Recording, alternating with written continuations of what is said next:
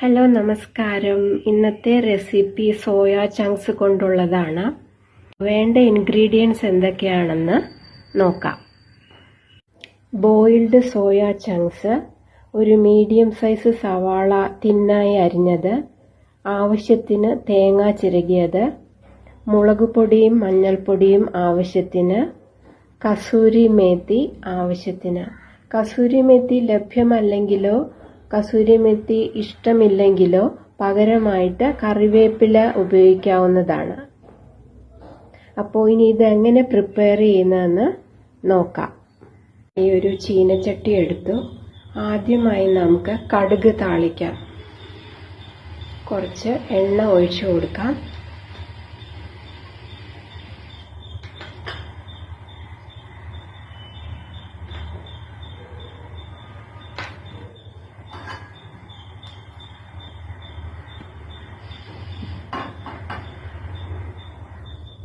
ഇനി ഇതിലേക്ക് ആവശ്യത്തിന് കടുക് ചേർക്കാം.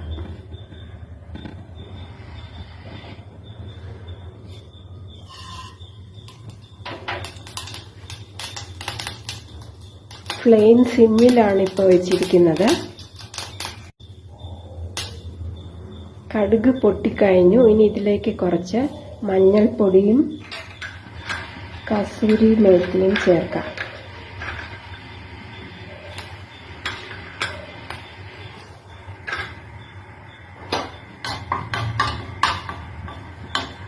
ഇനി ഇതിലേക്ക് നമുക്ക്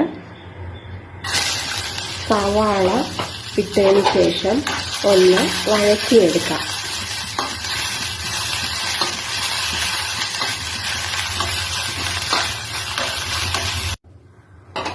സവാള റെഡിയായി കഴിഞ്ഞു.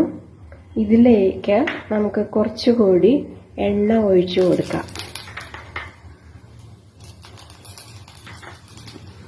തൽക്കാലത്തേക്ക് നമുക്ക് ഗ്യാസ് ഒന്ന് ഓഫ് ചെയ്യാം. ഇനി അടുത്തതായിട്ട് നമുക്ക് ഈ സോയ ചങ്ക്സ് ആഡ് ചെയ്യാം.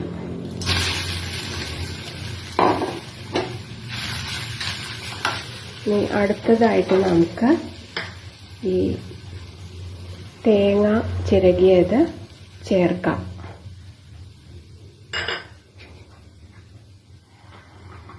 അടുത്തതായിട്ട് ചേർക്കാനുള്ളത് ഉപ്പാണ്.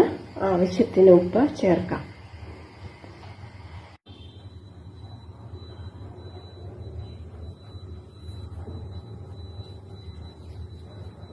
നന്നായിട്ട് ഇളക്കി കൊടുക്കാം.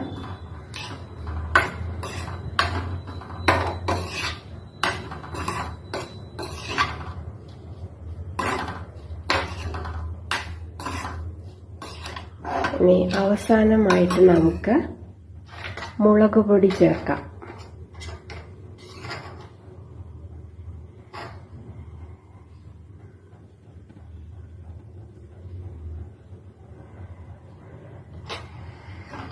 നന്നായിട്ട് ഒന്നുകൂടെ ഇളക്കി കൊടുക്കാം.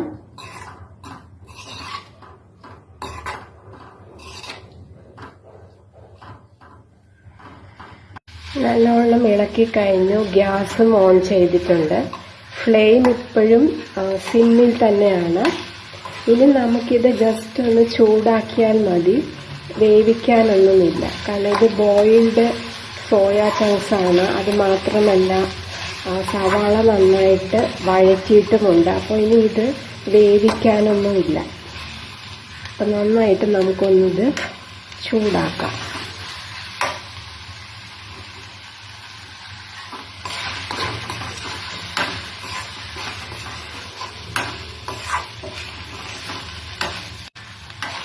നല്ലവണ്ണം ചൂടായി കഴിഞ്ഞു.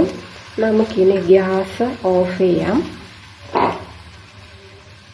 അങ്ങനെ നമ്മുടെ സോയ ചങ്ക്സ് റെസിപ്പി റെഡി ആയിട്ടുണ്ട്.